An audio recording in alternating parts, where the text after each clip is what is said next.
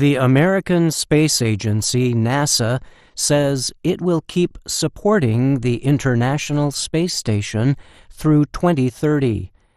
After that, it plans to retire the ISS and use privately developed stations.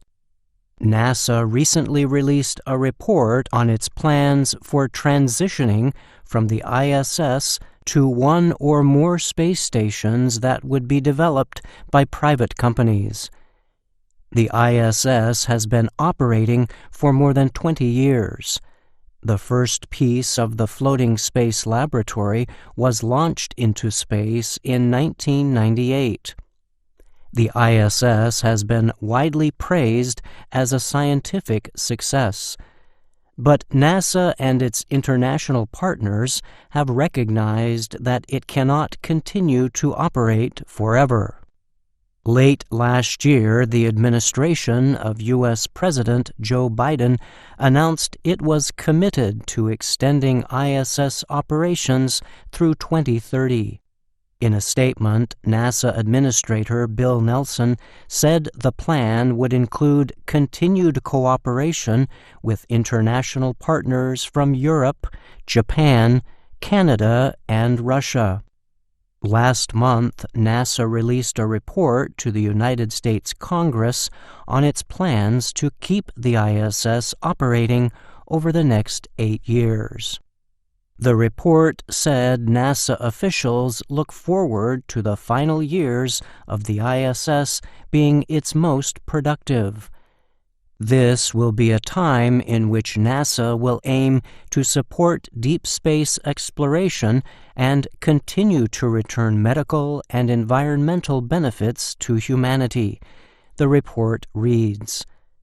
NASA notes in the report that the ISS is currently the busiest it has ever been, with the addition of private space companies now transporting astronauts and supplies.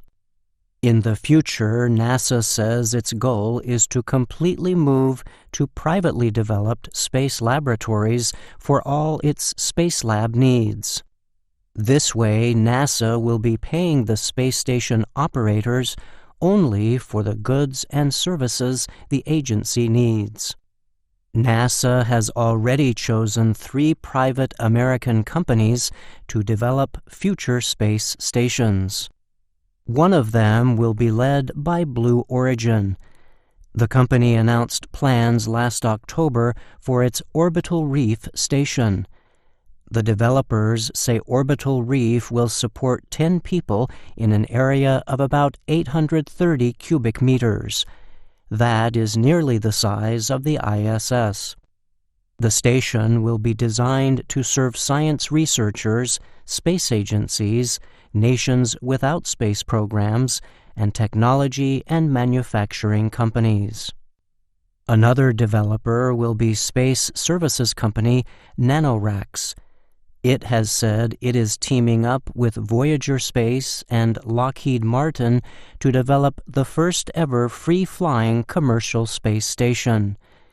The companies say they expect the space laboratory, named Starlab, to be operational by 2027.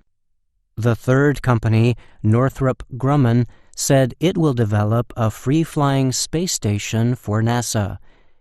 In an announcement in December, the defense contractor said the station is expected to support activities including science, tourism, and industrial experimentation.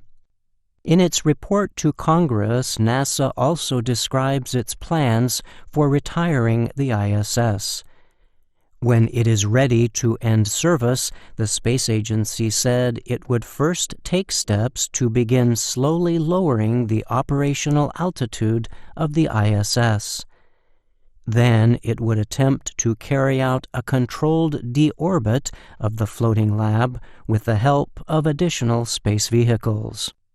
The plan is to target the space station toward the South Pacific Ocean at a place called Point Nemo. This is a stretch of open water between New Zealand and the southernmost part of South America. The U.S. National Ocean Service identifies Point Nemo as the point in the ocean that is farthest from land. The area has repeatedly been used by space agencies seeking to safely deorbit old spacecraft so they do not cause problems in space or on the ground. Most parts of the ISS are expected to burn up as they pass through Earth's atmosphere, but some pieces might reach Earth. That is why NASA says it would send the ISS to Point Nemo on its final trip.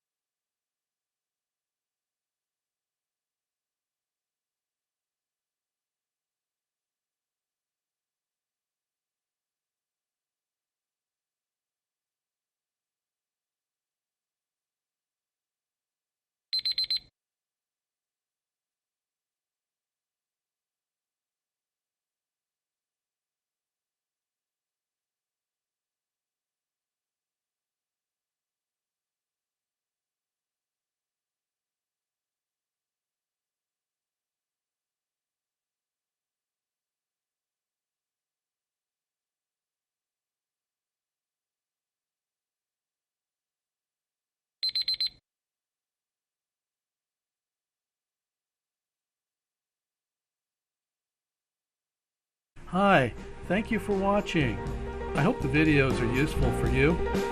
Please subscribe to my channel using the button below.